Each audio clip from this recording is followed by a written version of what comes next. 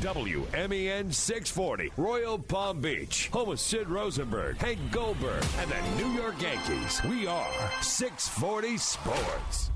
Okay, guys, welcome to paradise. Welcome back to the Sid Rosenberg Show on 640 Sports. The Iowa State Fair, gathering ground of preaching politicians and deep-fried everything. But just how did this garden of gluttony become a required stop on the campaign trail?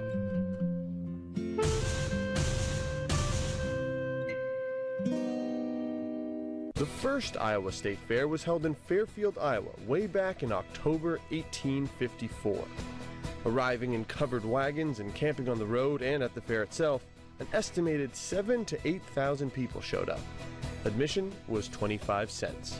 In 1879, the fair moved to Des Moines. 7 years later, it moved again to its current fairgrounds, where it's been ever since. What began as an agricultural attraction soon featured all kinds of entertainment. The Wright brothers took to the skies there in 1911.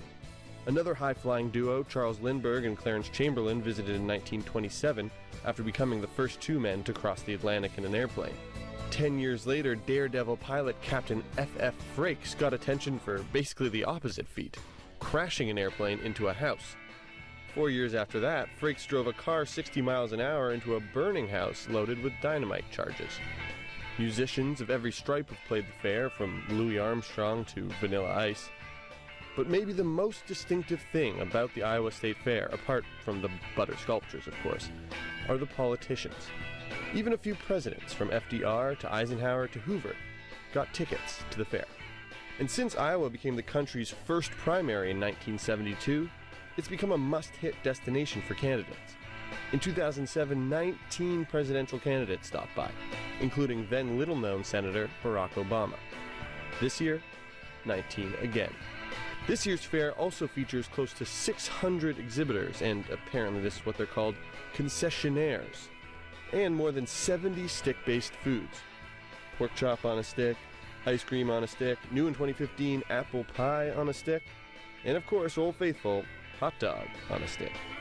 And one final presidential fact for you, Ronald Reagan came to the fair in the 1930s, when he worked as the sports director for the Des Moines radio station WHO.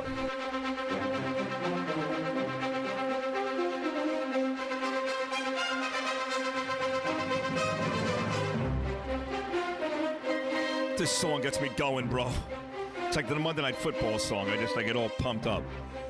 I feel like going Gino. Well, not Gino. Gino took it to the face, but Sunday morning, if it's Sunday, it's Meet the Press. There is no better show on television. 9 a.m.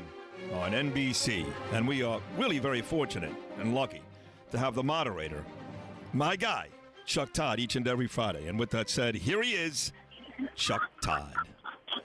Well, let me give you some live on-the-scene play-by-play, Sid. I'm here at the Iowa State Fair. Nice. Right now I'm about 20 feet away from Jeb Bush, who's touring a whole bunch of old cars, classic cars that they have on display here. Good ones here, old Fords, old Chevys, American cars. None of those ones that are made in Europe or Asia. Real American-made cars, my friend. Nice. So anyway, it's welcome to welcome to America, as we say. Well, you say that. I'm glad you said that because before you came on, literally before the music for your show started playing, we played about a 2-minute piece about why the caucus in Iowa is important. I think a lot of folks know the politicians are there.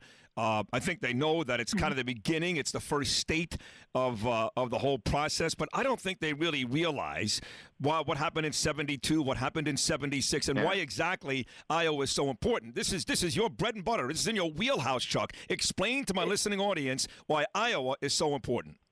Well, look, it became important because an unknown governor from Georgia basically decided he was going to plant himself in Iowa and prove if he could get a bunch of Iowans who'd never heard of him out of Georgia to win, then he could be president. He got to the presidency that way. And ever since Jimmy Carter pulled that off, everybody has started out believing, boy, Iowa, if they can just do well in Iowa, it can jumpstart the campaign and there's a legitimacy about it in this respect. Number one, I give Iowans credit. They take it seriously. They know they're the first state, and they know that there's 49 other states that are jealous of it. So they're pretty thorough about it. They're friendly. And the state's pretty ideologically, I could argue that both it's conservative-based and it's liberal-based. put the two eventual winners through the ringer a little bit. There's also a bunch of moderate voters too. So it really is, while it's not demographically representative of the country, it's ideologically representative of the country. There it is, and that is the reason why the world, the epicenter of politics, is there right now. So the latest, and I know you'll do this obviously on Sunday morning, but the latest right now, Friday 9:00 a.m. Who's polling the best in Iowa? In Iowa right now, polling-wise, the most recent poll had Trump ahead on the Republican side, with Walker second. Most folks on the ground here will say organizationally Walker's starts out with an advantage. Part of it is being a governor from a neighboring state. He's helped by that, but Trump is in the same way that he's doing touching a chord nationally. He's doing it here too. On the Democratic side, Hillary's still ahead, but the latest one in Iowa had her sitting right at 50. And I have to be honest with you, I think that Sanders has already caught her in New Hampshire, and I think that's a little bit of a home state thing. He's more well-known there. I think he's likely to catch her here, too. I think being the progressive, you'll do well. And I think that it's only going to create more stories about somebody else. These Gore and Biden stories, they wouldn't be happening if Hillary weren't perceived as weak. Yeah. And Hillary looks weak. Oh, in trouble. Not just weak. I mean, she's going to jail. But before we get back to Hillary, I want to go back to Trump, who's leading there and leading everywhere. For the third time in 4 weeks, he's going to be on your show. You went at him pretty good last week, pretty hard over the Megyn Kelly comments. And it was funny because as he's killing Kelly and you're making the assertion that all he does is kill people, he actually calls Erickson a loser, right in the middle of the conversation, which I thought was hilarious. But with that said, Chuck, I got this tweet in front of me. It's from Jeffrey Goldberg, okay? Yeah. It says, Mike Allen asked an interesting question. Donald Trump is back on Meet the Press this week. In fact, this time he's live in studio, so you guys may turn out to be a Geno Smith situation. He goes, will Chuck Todd ask Donald Trump on Sunday about Trump's assertion that Todd is a moron? Now, he has said that. He has said nastier things about you than he has about Rosie O'Donnell and or other folks. Will that ever come up between the two of you? Well, honestly, it sort of came up last week when I noted that anybody who criticizes him or he perceives as a critic, he doesn't just push back. He always has to go on the attack, and it always has to be about physical appearance, right? This is with anybody, right? It always is some form of physical appearance in his attack. And forget me, what's he going to say to Angela Merkel the first time that she doesn't do what the U.S. wants to do, what the U.S. wants Germany to do to save Europe, for instance? Is he going to start calling her names? And I think so. The way that it's relevant, I think, is relevant in the temperament issue. Is he really going to be like calling Angela Merkel a moron or talking about her looks? I don't know. I'd like to think he wouldn't. But what do you think? I'm not 100% convinced he wouldn't. See, here's my problem when you ask that question. Chuck Todd, Meet the Press, live in Iowa right now. He's at the state fairgrounds. I know you say because I never get offended. I don't look. I think he lied to you. I tweeted. I don't know you know this. As he said to you, Chuck, you got to be some type of deviant if you think I was talking about her vagina. Yeah. Of course, I was talking about her nose. You think we're all stupid? Of course, he lied to you, and I still wasn't all that angry. And therein lies why he's resonating. People, here's what I've said about Trump, and I think the mistake that a lot of people make in trying to figure it out, maybe it's a mistake that I made early on, which is just simply the people that are supporting him are aware that he's kind of bombastic. They're aware that he's kind of full of it. He's, as I described, I think he's authentically phony, meaning people know that he's kind of full of it, but they sort of appreciate that he's basically admitting it, right? Sort of making a mockery of a system that people already thought was was deserving of mockery. Right. So, and I think that's why none of the normal stuff that would take down. If Jeb Bush said that about Megyn Kelly, he'd be out of the race by now. Right. Right. Yeah. But we sort of have this.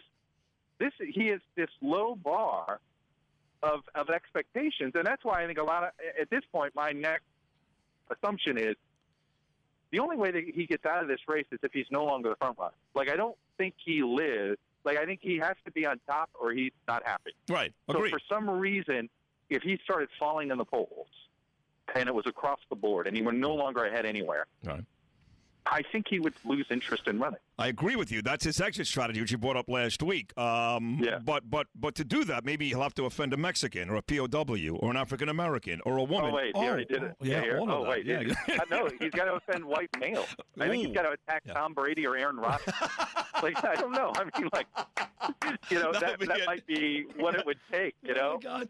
He was. I don't know. That's funny. Or to attack Ohio State football or the Big Ten. That'll kill him. That'll kill him. Or how about the Hawkeyes right now? You're in Iowa.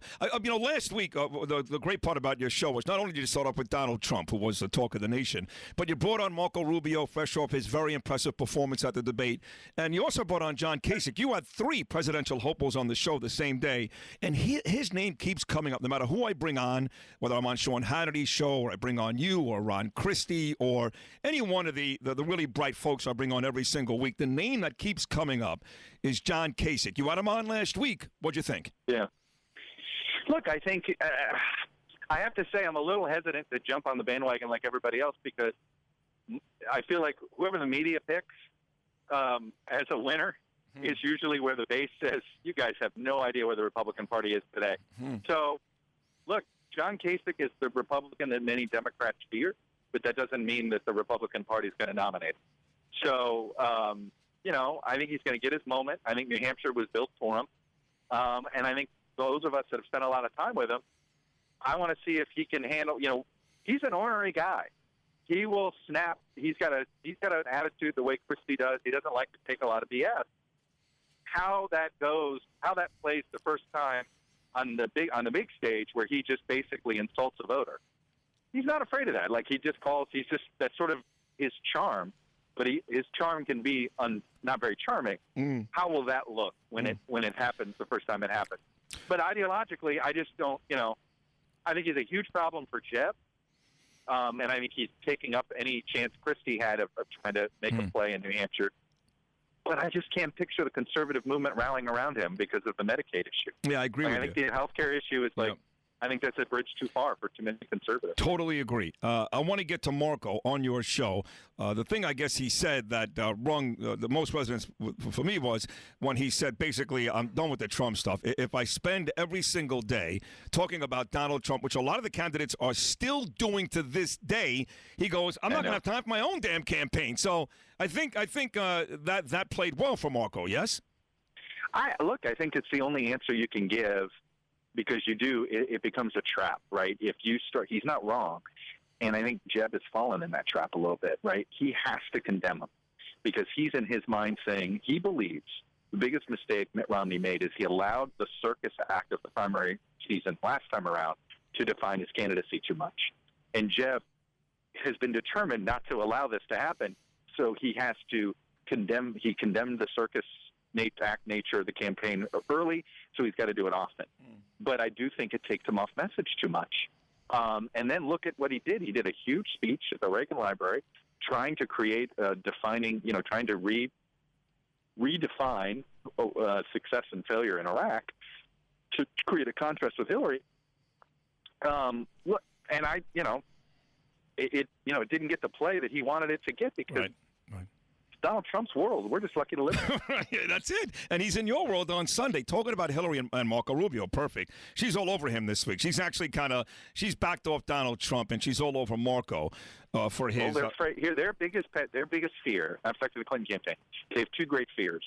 Number one, that either Rubio or Jeb gets out of this being defined as a moderate. Right. They're afraid of them coming across as moderate, right, as appealing candidates to the center. And so they're afraid that Trump is actually making Rubio and Jeb look good by comparison. And so that's why you're going to see this concerted effort by her to basically go after Jeb and Rubio on issues that try to make them look out of the centrist mainstream. That's right. That's exactly. In fact, Lonnie Davis even admitted that on this show yesterday. So with that said, their stance on Planned Parenthood and if a woman is raped or incest and all these types of things, Marco Rubio still feels like that woman. There's still no pro-choice. It's still pro-life. Hillary was really furious about that, and I got to be honest with you, as a guy that is conservative fiscally and when it comes to war, but very social in my liberal views, when they start doing that stuff, him and Ted Cruz and those guys, I can't watch it either.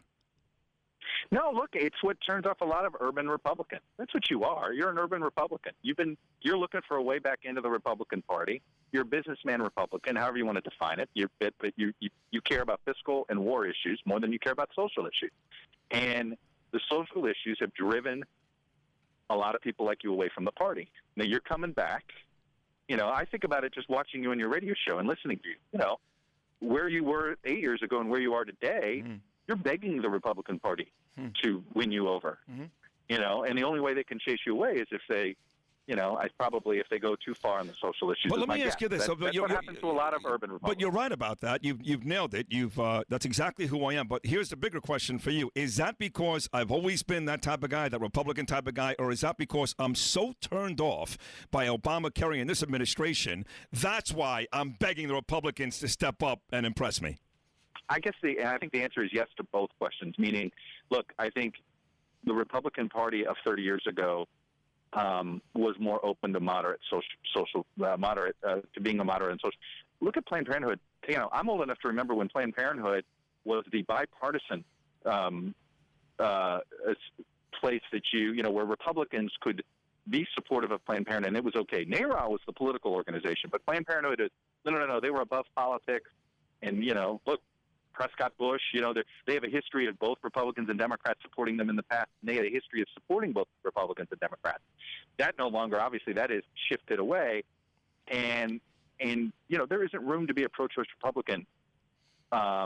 You can get some support if you're a Senate candidate and you're pro-choice, but you're not going to, not until you get out of the primary. There just isn't room anymore. And so I don't.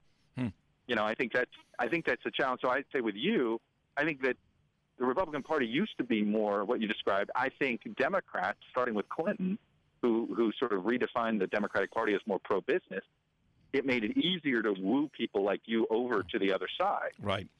And I think with Obama shifting the party more to the left, so when you say I think it's both. Yeah, right. I think you're right. The I think it is history of the both. Republican Party, and I think the Democrats responded in a way, and now they've gone more progressive, and I think now this is why I think an independent, there's more appeal for an independent than ever before. I can't argue. Somebody actually just described me on Twitter as a New York Republican. One more, you got to run at 10 after the hour. That's exactly right. Right. And that's exactly the hour. That's exactly it. So Hillary Clinton, this story's been gaining a lot of legs the last couple of nights, and it's not about Bernie Sanders catching her, like you talked about, or maybe Biden jumps in, or Kerry. It's not about that. It's, can she really be in legal trouble now with the FBI all over her for these emails? I've seen some say, hey, this could be a misdemeanor, this could be a felony. Shows are now talking about the possibility that Hillary Clinton is in some real legal trouble. What about that story?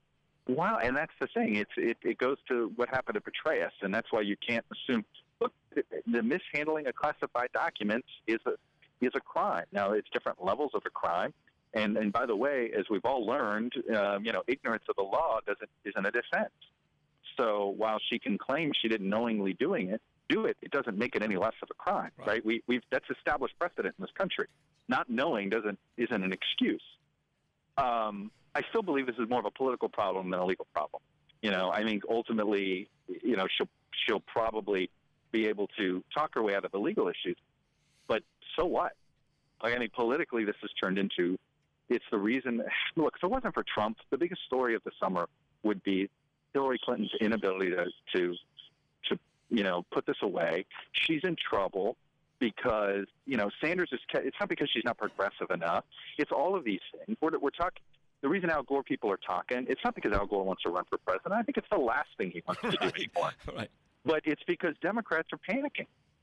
I think they're truly starting to panic and wondering, OS, then what? Right. OS.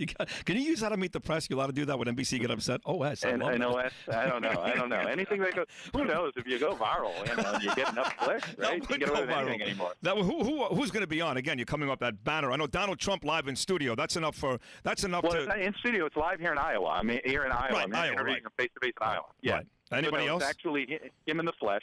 Right. And so we're going a long time. I'm going to spend a lot of time with him. Awesome. A lot of policy, and basically, I'm going to make him stop the interview. That's great. That is awesome. Well, listen, have a good time out there. We're all going to be watching on Sunday. Great job again, Chuck. Thank you. I love you. Great job. That is a great job. Live from Iowa. How cool was that? Right there at the fairgrounds. The moderator of Meet the Press. We're just in a couple, tomorrow, because he usually tapes his stuff for Sunday on Saturdays. He'll be talking to Donald Trump. Now, that's the respect we get from Chuck Todd. How about that? How about that? Must-watch TV. Must-watch TV, Chuck Todd. Well, listen, like I read this morning, this week, the Des Moines Register, that's the name of the paper in the music. The Des Moines Register is basically the Washington Post and the New York Times, right? I mean, Des Moines, of all places, becomes the capital of the political world. You know, I asked about Hillary Clinton. Kimberly Guilfoyle, a former prosecutor, I think she still does some of that, I'm not sure, but she is the host of Live at 5 on Fox in New York, and she's all over Fox News and Bill O'Reilly. Used to work at Court TV. She's great. She's talking about that specific subject. Could Hillary Clinton face jail time? Forget about losing the election. Could she face jail time? We talked to Kimberly about just that right after this.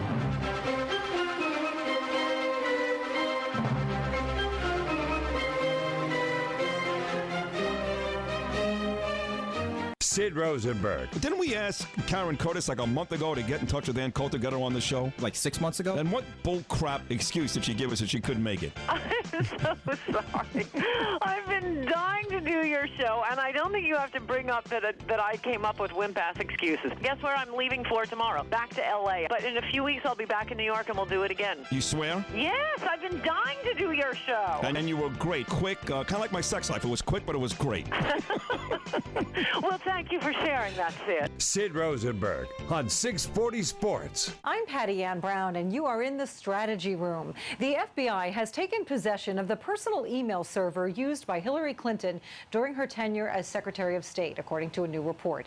This, as Fox News learns, the State Department is pushing back on a request from the intelligence community to turn over 30,000 of Clinton's messages. And the Inspector General for the Intel community says at least 2 emails that were top secret went through that server. Here now with reaction are Ellen Ratner, Bureau Chief of Talk Radio News Service, and Flip Padot, CEO of American Civics Exchange. Thank you both for joining us. Thank you.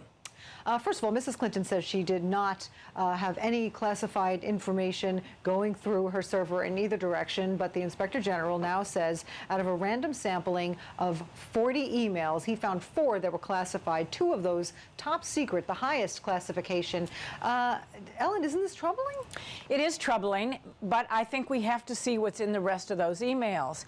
Obviously, people want her out of the race because they think that from the Republican side, because they think that she could run or win for president, so they want her X'd out. On the other hand, it shows, in my view, that she has got to be more open, not only with emails, but with the press. And that has been a problem because I think she hasn't been as open as if I was one of her advisors, if I was one of her strategists from the strategy room, I would advise her to do. Yeah, Flip, this report is, a member of the intelligence community told Fox News that, look, we have now requested from the State Department those 30,000 emails that the State Department finally got from Hillary Clinton. Right. Out of the 60,000 that she originally had, 30,000 she discarded as personal, handed over another 30,000, so there's already one filter. And now the State Department says, well, we're not sure we want to give all of these to the Inspector General. And the Inspector General is saying, look, we're doing an investigation here.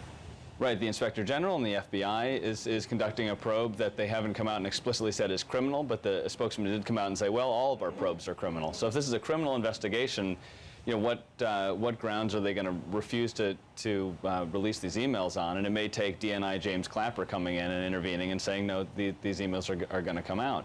Every step along the way, for what Hillary Clinton herself has told us, has been inaccurate. I did this because I only wanted to carry one device. She didn't only carry one device. I never emailed anyone outside the State Department, so they have copies of it on their emails. So she emailed lots of people outside the State Department. Nothing was classified in my emails. We're finding, 10% of them were classified? So that's thousands of classified emails, maybe half of which are classified at the very top level of security. You turn me on.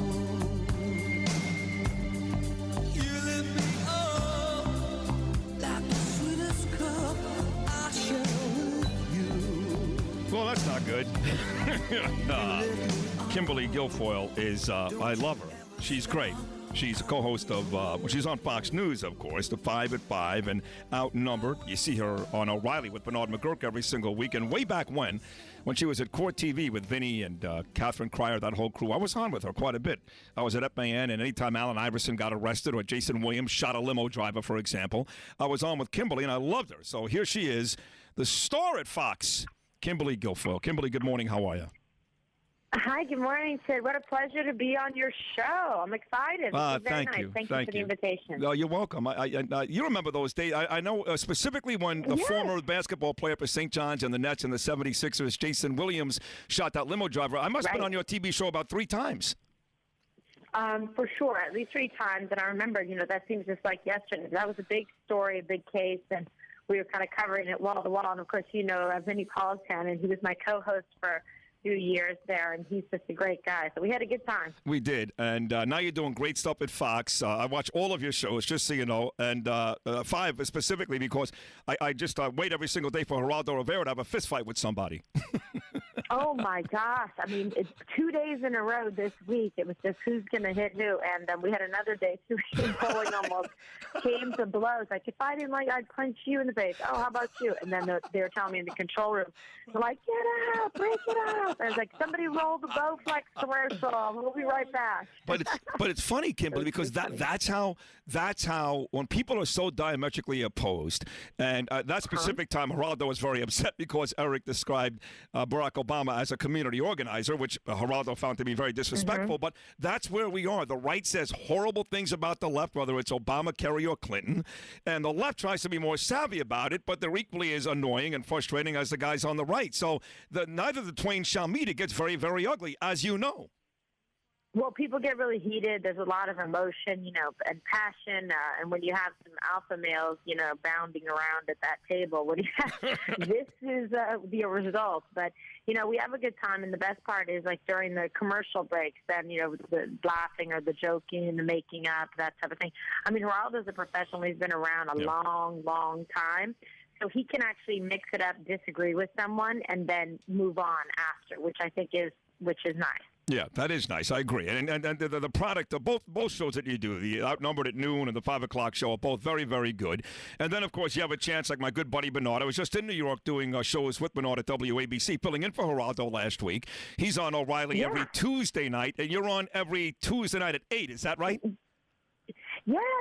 So Bernard McGurk and Greg Gutfeld, my other co-hosts, go on together every Tuesday. They move from Friday night to Tuesday night, so they're on. You get a little bit of is it legal? And then you get those 2 maniacs coming in, so they're hilarious. They're very funny, and they're very good together. And Bernard's been on, Outnumbered as well. So we have him in as well on that show. He's done a fantastic job. We call him one lucky guy. He's just in the center. So but he's having a good time. Yeah, no, he's fun like that. And, in fact, when I come to New York again to do shows at WABC, I'm just going to barge in. I'm just going to barge into the Outnumbered studios, and you'll have no choice, Kim, but to put me on, and you'll love me. I promise you'll love me. I know. Well, and you got to tell them. You tell them, put in a good word, and get you on. You'd like that show. It'd be fantastic. I love the show. I watch this. I do watch the show. I love the show. So let's get to the matter at hand, though, here, and that's Hillary. I will say this. I think there's a lot of folks out there, the guys, the folks on the right love this because she's in trouble. The folks on the left are defending her. And I'm going to tell you this, Kim. I really believe this. I don't think either side, for the most part, really even knows what she did, what she's facing. You're a prosecutor. This is your wheelhouse. Tell everybody exactly what's going on with Hillary, and if in fact you think misdemeanor, felony, she's really in legal trouble. Mm-hmm. Well, she really is, and yesterday Geraldo was trying to, dismiss it, saying, oh, it's not, but it really is. It's a significant issue, and it's one that she could face, criminal prosecution, and that's why there is an investigation and why the FBI took the server and asked for the thumb drives from her attorney, and what we have found out already is 2 of the emails had top secret written, on the top. So if that's it, it's classified, forget it. Geraldo kept saying, well, she didn't intend. It's not an intent issue, the way the statute is written.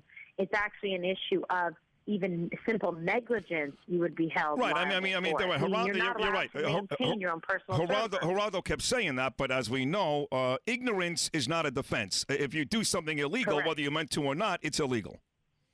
Right, and especially with the standard, for the intent on that particular crime, it's just negligence. So the fact that she didn't properly maintain it and had it on her own personal server, therein lies the violation. So, and these are just emails they've been able to see and go through. Then there was some suggestion that the header on the emails where the classification is notated had been stripped off and edited. Now, if that's the case, well, you're in even more significant trouble. The suggestion there is that was it other people that worked for her that did it, not Hillary herself. So let's see. There's somebody's going to take a fall on this, that's for sure. But I don't know how she's going to be able to escape, the questions here and the liability. I mean, look what General Petraeus. His crime that he committed was far less, and right. he was still prosecuted for it. And this is somebody running for president of the United States. Right. So the argument is, as Dana said, if this was on the flip side, then you can only imagine if it was like Cheney or Bush. Right. Of course, same thing. So then, give me what the next step is. What happens here next? What is the State Department doing? What is the FBI doing? What exactly? Let's put it this way, Kim. What exactly they need to find? They need to get in their hands that will, in fact, make sure that Hillary Clinton has, in fact, done something criminal here. Yeah, well, right now they've got to go through all those emails. It's a tremendous amount. You have to understand that her staff went through and self-selected and said, well, we just gave, what was relevant or what we thought was important. Well, they don't get to decide. That's the problem. So that's why then the FBI stepped in, and that's what Bill O'Reilly had been calling for from the beginning, that the FBI should step in, do an examination, independently, not just rely on Hillary to self-report and say, I mean, come on, she's not going to turn in evidence against herself. Let's be realistic here. So now the FBI has it. They have to comb through all of those, and they're also going to have to see if any of these items have been altered in any way, right? For example, the classification heading. So it's actually quite a laborious process. It's going to take some time to go through and then build a case. And you have to remember back in the day that Trey Gowdy was the one that kept asking for access to this, and he's discovered that, in fact, she had these other email addresses that she was sending information on outside sources. So wait a second, you've got this other personal email account and you're doing State Department business, where we want access to those emails and to that particular domain and account.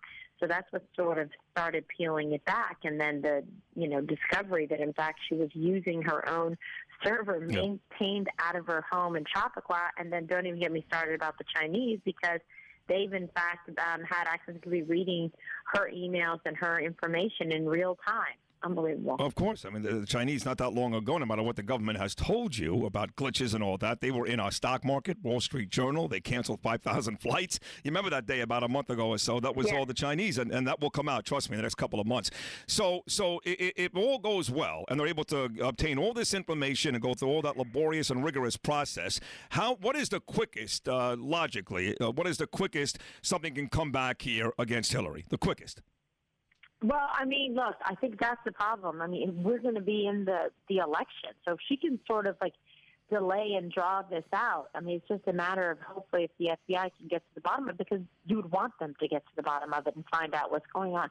But, I mean, this ultimately it could take years, but maybe there's going to be enough that's significant and certain that the electorate can then also make a decision if they think this is a good idea, right? So something will break on it, even more revealing, I think, before the election for sure. And what do you think? Listen, the people, her detractors or critics are saying, listen, there was some stuff in there about Benghazi, what really happened, what she allowed to happen. There's some stuff in there that's really going to make her look really, really bad, and that's why she destroyed all that. And she said, no, stop it. So, but it doesn't make any sense. Why would you get rid of all those emails? Why would you do that or use a different server if, in fact, you weren't trying to be deceitful? I can't figure that out. Right, and it's so funny because that's actually a jury instruction about consciousness of guilt. that shows, like, well, if you didn't have anything to hide and you didn't do anything wrong, then why did you destroy them, right? That's like common sense when jurors sit down and evaluate a case and you look at a defendant's action. So clearly that looks it's bad. I mean, it's a destruction of evidence. It should be, in fact, something that the feds have complete access to and can evaluate and determine. But now also, I mean, she worked for, the people of the United States of America, right? So the taxpayers are paying for her job, et cetera, and this is their information that they're entitled to. But now there's been, a concealing or destruction of evidence, which is, very significant. And the people, Hillary Clinton and the people around her that were working and involved in this should be very concerned. Absolutely. Kimberly Guilfoyle, of course, co-host of a Fox News channel, the Five, Outnumbered. She's on O'Reilly every week, and she's great. So then tell me this. Lionel was on with me earlier. He's a radio guy up in New York. I'm sure you know who he is. He said she won't last, that she's going to quit this race before she, in fact, sees it out because of controversies like this and other issues. Others have said that if she does make it through the race, she's not going to win because of issues like this and others, whether it's Bernie Sanders or Joe Biden, whoever you're going to buy here. What do you think? Because Chuck Todd was on with me just moments ago from Meet the Press, and he said, look, Sid, I really believe this is a bigger political issue for Hillary than legal issue. So politically, do you think this is her death knell? Yeah. I think that it should be, if what we're believing to be true is accurate, and that's why the investigation is important. I don't want to rush the judgment. I'm a former prosecutor. I want to know facts. I want to know exactly what happened and who did what. That's what we deserve, the truth. I think 100% it is a political issue for her. And then, yes, also the legal implications. But ultimately, even if she's able to survive some of the legal implications, politically it could be quite damaging. I think, your guests are right in that, and what Chuck Todd says as well.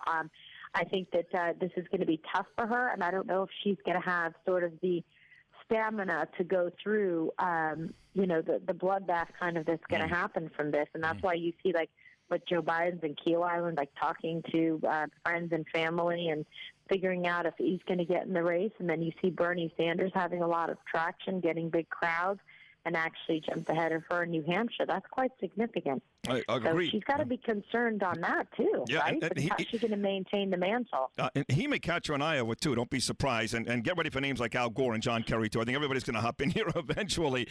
Which brings me to isn't it true? Yeah. Everyone wants to reuse the Bush v. Gore, the little bumper stickers.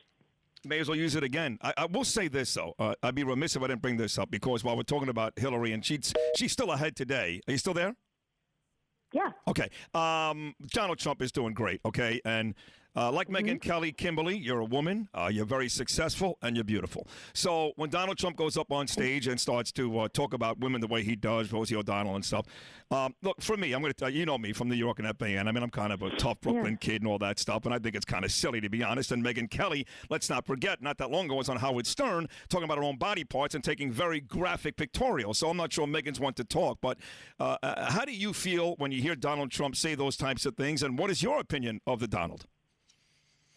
Well, I've met Donald Trump on, a number of different occasions. I'm actually friends with his kids, so I like them very much. I mean, it's a nice family, so I've known them for years. I think it's unfortunate that we have this kind of, uproar on what's going on. I mean, I have tremendous respect for Megyn because she's a friend and my colleague, and I think she does a fine job, and she did a great job in the debate with Bret Baier and with Chris Wallace. 24 million people tuned in, so it was compelling for sure. I hope that we can, move past it, and that's what we're trying to do at Fox. Really just get into the issues and see where the candidates stand, and especially in the Republican field. You've got 17 people vying for attention and votes, and I want to know what they think on the issues and what their specific, policies are. So I'm looking forward to kind of like moving the ball ahead and down court and get some really serious discussion on that. And I'm curious to see who's going to be able to still stay in the race. What I do know is that there's definitely a big movement saying, hey, we don't want business as usual, entitlement, Washington, the way business has been done there. And you see candidates like Ben Carson, like Trump. Even Cruz is kind of like a Washington outsider, even though, Senator, he's always been kind of bucking the system, and he's been doing well. And, of course, Carly Fiorina.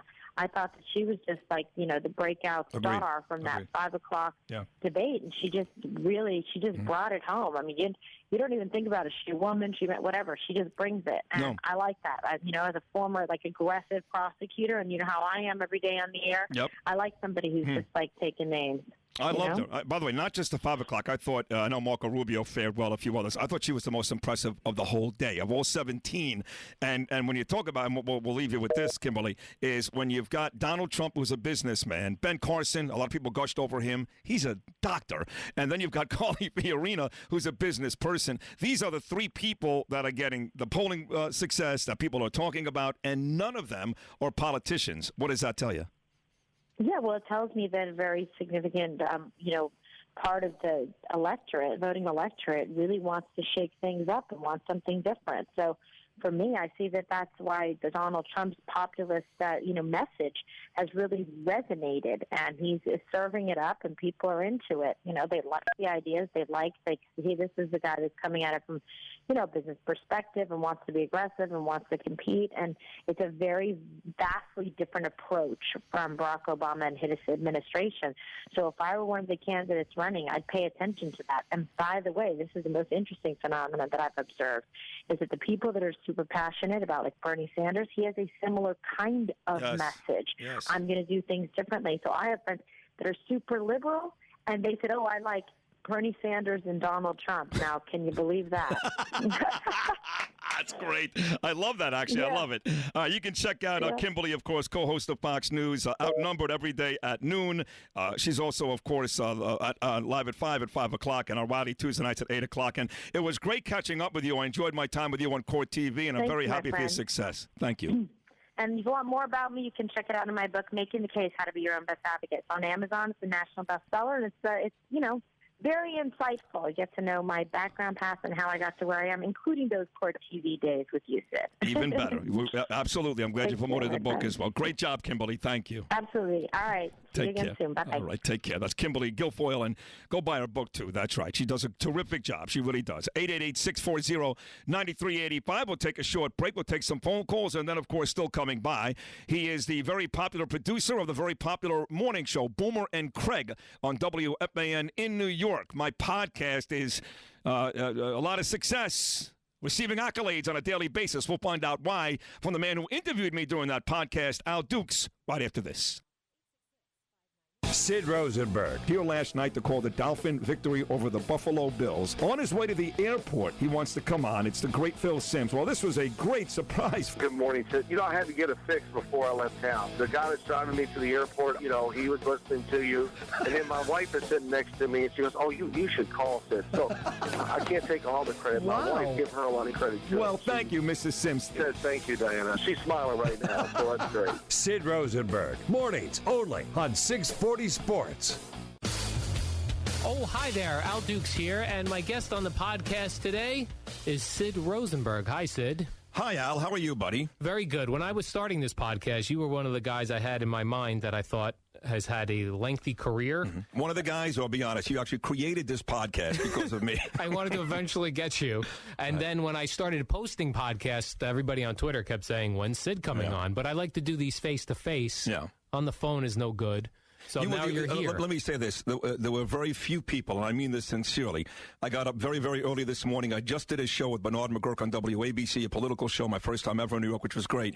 Very few people I would do this for. Thank you. But for you, I'm more than happy. More than happy. Thank you. From here, you go down to Miami, and you start doing shows. Yeah. Is that really like New York South? Yeah, kind of. Can you cover Yankees, Mets? That's what we do. Jets, Giants. That's what we do. That's what I do. That's what I do. The other stations down there, Al, don't. The other personalities do not. They have this New York rivalry, and they get the rocks off down in Miami, bashing New York. But the day I arrived, they said, listen, when you get north of Fort Lauderdale through Palm Beach, you got more New Yorkers than Miami people. You got more Jet fans, Giant fans, Bears, Eagles, Red Sox.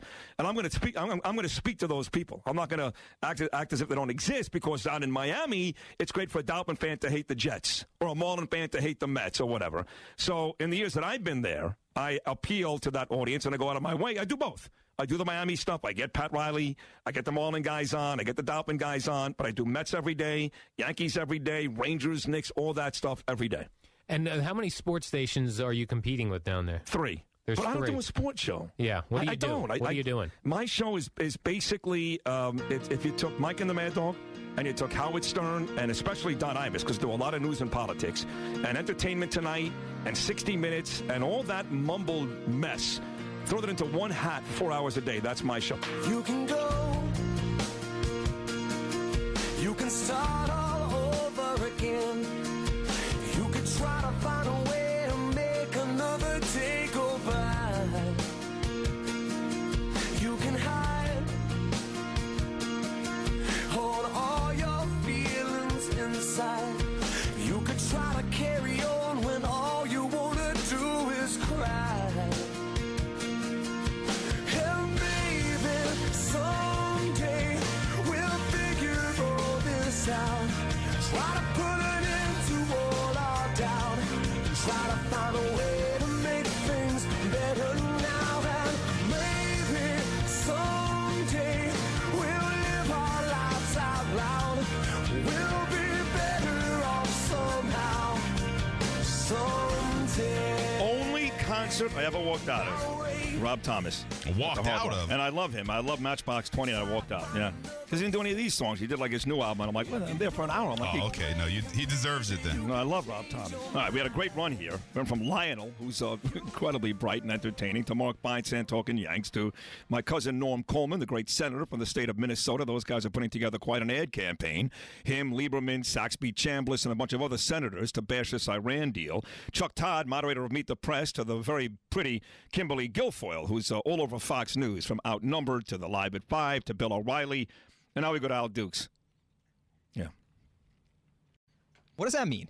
Well, Al Dukes is great. He's the producer of maybe the most popular show in New York City, the very popular Boomer and Carton morning show on WFAN. I've known Al for many, many years. We worked together at WNEW in 2000, and he actually reminded me this. We were in New York a couple of weeks ago that he actually applied for a job here at Sportsline. So I think I've seen Al at least once, as many as 16 years ago. And I happen to like him very, very much. He's a very talented guy. Al, good morning, pal. How are you? I'm the guest closer today, so that's normally the best guest of the day, so I'm ready to roll. Well, that's exactly how I planned this, just so you know. This was not that's not an accident. I said, of our 6 guests today, who's the best? And we sat down before we said Al Dukes, and there you go. Yeah, I want to be on when all the people have already gotten to work and are no longer listening. That's right. Well, here's a good part. You see, you're so New York, it's funny. Nobody works here. This is South Florida. Right. They day trade. They deal cocaine. A couple of guys are doctors, don't get me wrong, but we have as many listeners in the 9 o'clock hour as we do in the 7 o'clock hour, which doesn't happen up in New York City.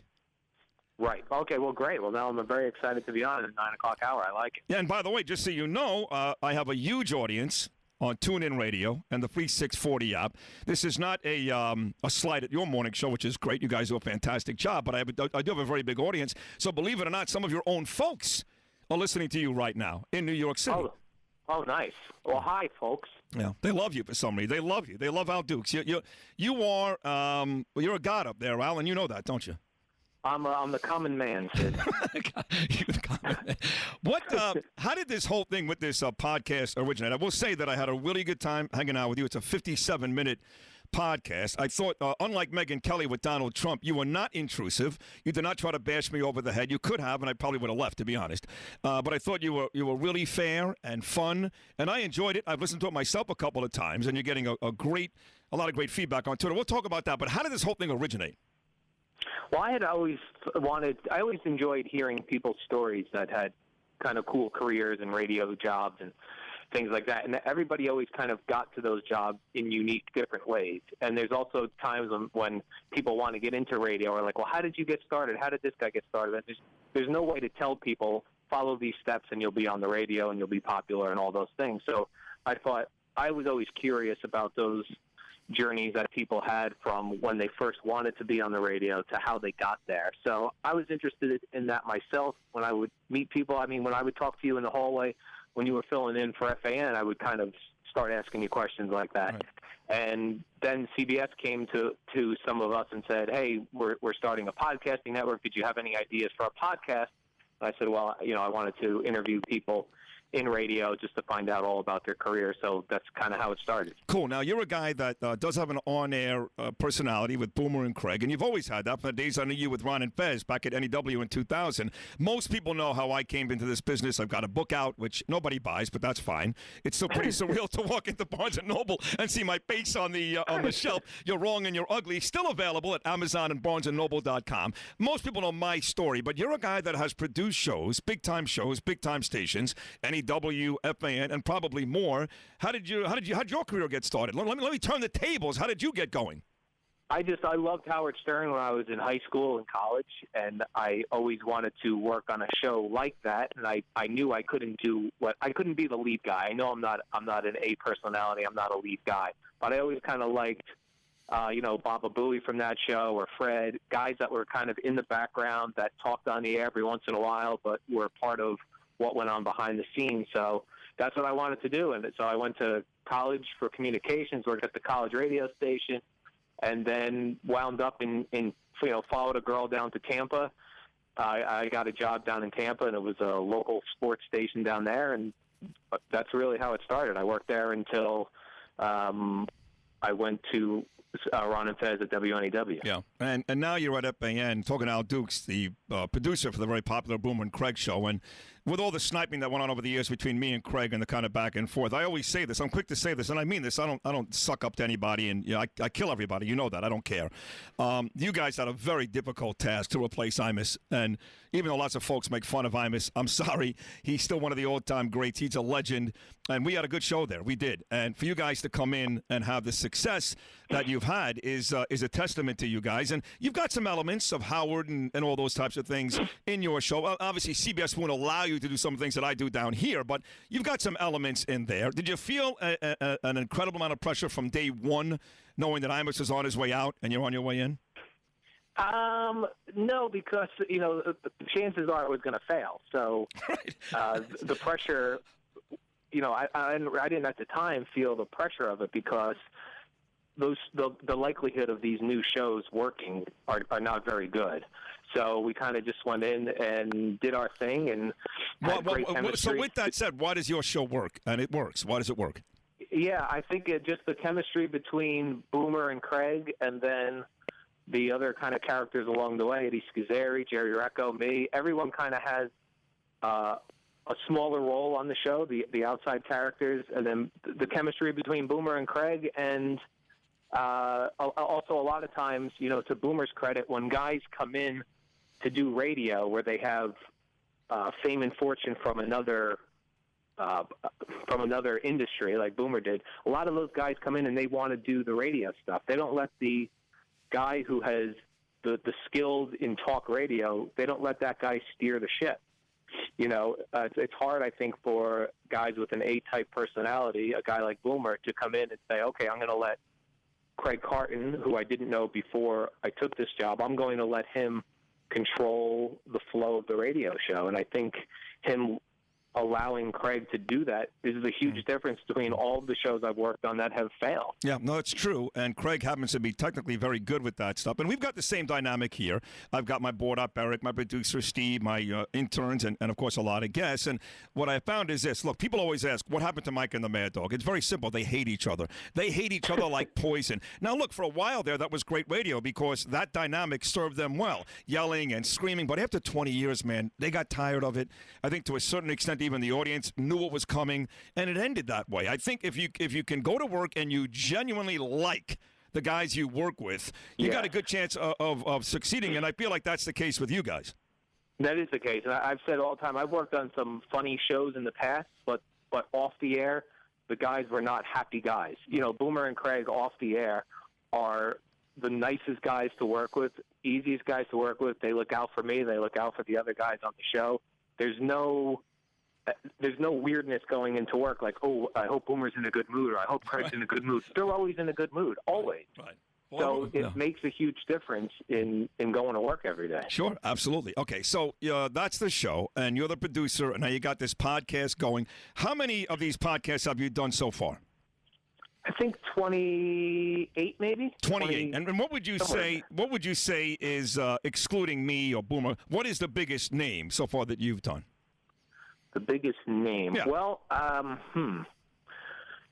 I guess Elvis Duran, Scott Shannon, the legendary music both legends. Kind of jocks. They're both legends, actually. Elvis at Z100, Scott Shannon now at CBS, but made his bones alongside Todd Pettengill at WPLJ. So, but these are mostly radio guys. Did you do Dennis Leary or one of those guys yet? I did not. I did Kevin Connolly from Entourage. He's a friend of the show, and I wanted to kind of get a perspective of somebody locally, a Long Island kid, who how did he get into acting when he was a kid, and how did he get those jobs along the way. So I did one for him. I got to tell you, the ones that are the most successful ones are the sports talk guys.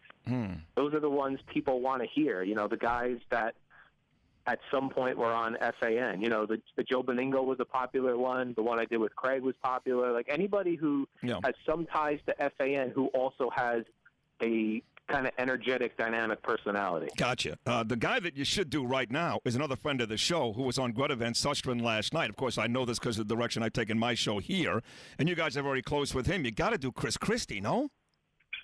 I don't know. You know, I think, you know, the political guys, you're immediately eliminating half of your audience if that half of the audience doesn't like him or his politics. Because people either like, I don't know. People tend to be. I'm not a very political person, but it's like, you know. Let me say this. That is a misconception. That's a lie. It's like people would tell you that about Howard. If they hate him, they're not going to listen. That is first of all, if they hate you, they listen even more because they like to sit there and yell and scream. I mean, Chernoff would say to me, "Don't even mention Bill O'Reilly's name. That's polarizing." And I'd get in trouble. Like Boomer's got in trouble for that too. I know he has. So the idea that no one's going to listen because they're a Democrat and they don't like Chris Christie's policies, that is nonsense because, as you know, we like to listen and hate as much as we like to listen and love.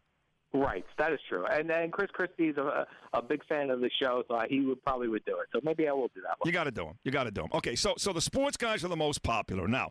Yes. And I don't want to distance myself from anybody else because I don't even know the numbers. But it seems to me, from looking at your past podcasts and going back on your Twitter and taking a look at the response, mine went up on Tuesday. It's only been up for 4 days. If this is not a great barometer of how still I'm loved and revered and beloved in New York City, I don't know what is. It seems to me like the response for mine has blown the rest out of the water. Is that a fair statement? Well, I don't get the numbers until a month later, believe it or not. At the end of the month, they send me the numbers. I will tell you that right now you are competing with Joe Beningo. He was very popular on the podcast, very popular. Really? So I'm going to hope I will let you know how you compare to Joe Beningo. Why do you think, listen, I worked with Joe B for 2 years, did the midday show. He and I to this day are still great friends. And I love his partner, Evan, too. So I love Joe, love him to death. Why do you think his was so popular? Because he was a guy, like the listeners, he would call into Mike and the Mad Dog. Then he got a shot to do a show.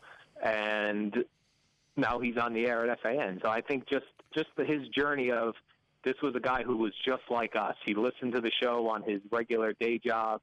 He called in. He was very passionate about his team, and I think people wanted to know how that all happened. What does that remind you of? I'll give you a political analogy. Right now, three folks that are doing very, very well are Donald Trump, Carly Fiorina, and Ben Carson. Well, guess what?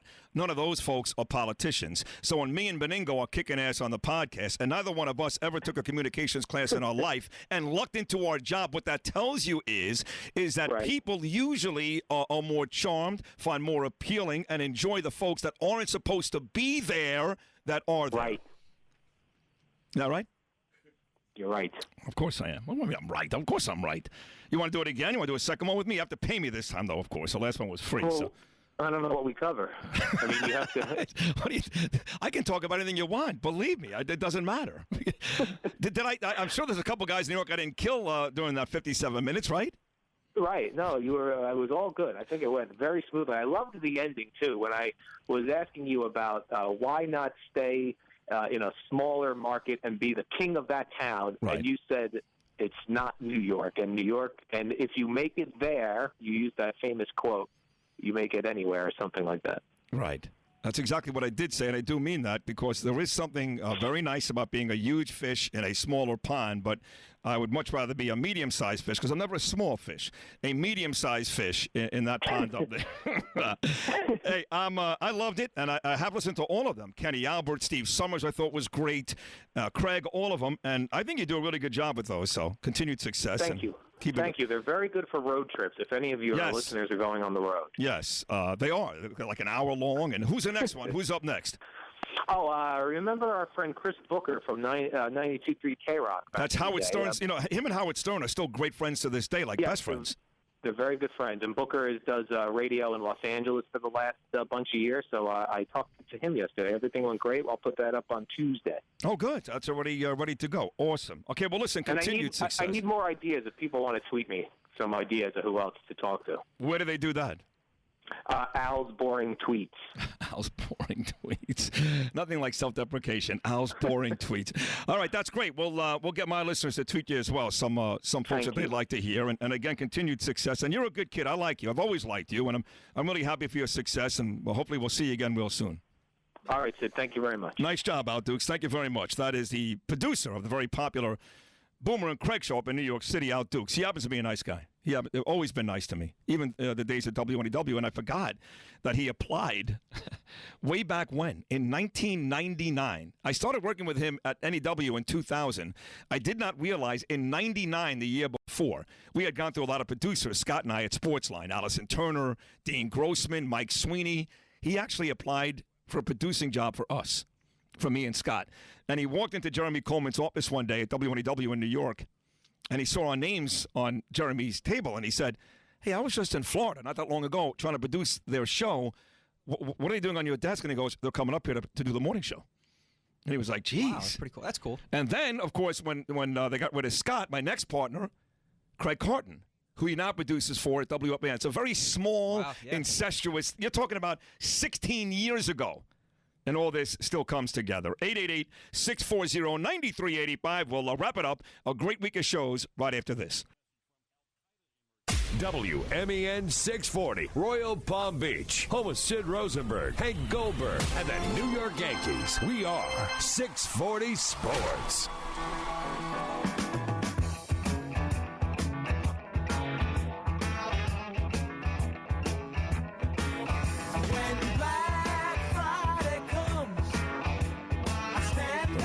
Every goddamn day. I mean, look out the windows here. It looks like the world is coming to an end. I think we need the rain, though. We didn't get rain like we normally do. It's raining every goddamn day. Well, the last few weeks, but I mean, it's depressing. I mean, not for me, because I'm a relatively happy guy, but a lot of people, their mood depends on the weather. 100%. And if they're out as addicts or not. The winter in New York, I'm sure there's more suicides than in the summer. Oh, jeez. Forget about it. Well, a lot of suicides in the summer, too, except now the Mets are in first, so. Nobody wants to die now. Cha-ching. Nobody wants to die now. We didn't spend enough time breaking down the Dolphins and Bears today, so I recommend you go to the Joe Rose podcast if you want to hear how great Ryan Tanner looked in that. And he did look great. He went 6 out of 7 through a touchdown to Jarvis Landry. And after that, you could have shut your sets off. Unless you want to watch Matt Moore and Josh Freeman and some guy I never heard of. That's where you could have shut your sets off right there. I believe they have a field goal kicking. Caleb Sturgis. Yeah, and someone else whose name escapes me. I don't care. Are fighting for the. I mean, the Giants play tonight. I'm a Giant fan. They play the Bengals, and I don't know. Maybe I'll watch Eli's first series, and that'll be it. They'll probably go one series. Well, that's all he's going to go. Yeah, I think so. Yeah. And the Saints played the Ravens last night. You watch any New Orleans Saints football? I did not. Of course not. No, well. Got to catch up on Total Divas. I don't even know where I'd find it down here. NFL Network. NFL Network? You have that? I do have NFL Network. Yeah, it's on there. They have all the games. All the games. Yeah, 6 in the morning they play. So like the Jets are on at 3 a.m., Saints at 4 a.m. Oh, you gotta find it. It's the replay. Yeah. Okay. Stay up all night on the weekend and watch your Saints. Well, maybe I'll catch it today. Maybe. Get yourself all drunk and coked up and watch the Saints at 4 in the morning. Sounds good. What's the matter with you? What? Well, closing remarks, guys. It's been another fantastic week on the Sid Rosenberg Show. The show continues to get better, as if it's not even possible, but we are doing it. Any closing? Well, not any. Give me your closing remarks, Eric. My closing remarks today. He got so nervous he forgot to put his mic on. I don't like the new board. Unbelievable. I don't like the new board. All right. So we'll just say that. My closing remarks. Yeah. It's been a good week. Mm-hmm. Feel good. Mm-hmm. That's great. Thanks. Thank you. Steven, what about you? Yeah, it's been a killer week. I mean, look. Well, what do you want? I'm looking out at the rain. It's very depressing. That's all I can think about right now. I don't know. Give me I something like it like this. Give me something. This is kind of like Donald Trump. I'm the greatest. I'm the best. I'm going to save the world. How are you going to do it? Give me something that's. Give me a little beef here. Give me some beef and potatoes. Something. We killed it this week. What was your favorite? Next week is going to be even better. What was your favorite interview this week? How about that? My favorite interview this week. I enjoyed Norm this morning. You did enjoy Norm. Yeah, I did a lot. He was very good. I liked Curtis Sliwa. I thought he was very good. He just stole my idea. That's where I was going. Your Curtis. idea. Curtis was on fire. He was. Sounds like you're jumping on my idea. That's because I picked the best interview. Yeah. And we did have a change this week. Our dearly beloved intern, Emily, was a great kid. Went to Alabama yesterday. Her last day was Tuesday, and she did a tremendous job for us. And in comes Ricky Bolufe with very, very difficult shoes to fill. And 3 days in, he's done a terrific job. I mean, yes, he has. He's got the new Citizens logo now, which is up on iTunes. Yeah. And makes our show look good. So he's already. He's computer savvy. Yeah, he is. 3 days in, paying dividends, doing a great job on Twitter. And so he's off to a tremendous start. He really is. So that's going to do it for us. I think that's it. Well, let me grab Joe quickly. Joe, what's going on, pal? Sid, how are you? Big Good. fan of the Sid Show. How you doing, buddy? Thank you. Hey, I was in the studio earlier picking up tickets that I won yesterday for Incubus tonight. And I seen your shirt. I love it. It reminds me of the old Mets logo. Well, it is. Mr. Met. It's Mr. Met. That's exactly what it is. Yeah. It's the Mets from the 60s. Casey Stengel, remember? The Metsies. The Metsies. I do. You can buy this shirt, by the way, Joe. Thank you for the kind words online at the number 7, line.com. The7line.com. They've got an array, a bevy of great Mets shirts. Now, that's going to do it. A tremendous job guest booking this week, Steve. Thank you, sir. A great job with that. And I do want to thank you, Steve, again for a great week of shows. Eric as well. Really great stuff. And Ricky, too. Nice job, Ricky. Way to step in and do a very, very good job. And certainly we want to thank all of you that listen and participate each and every day. We cannot thank you enough. So with that said, folks, have yourselves a safe, healthy, and enjoyable weekend from all of us here on the Sid Rosenberg Show to you. Until, God willing, 6 a.m. on Monday morning. Have yourselves a blessed weekend. Peace. And every highway and more, much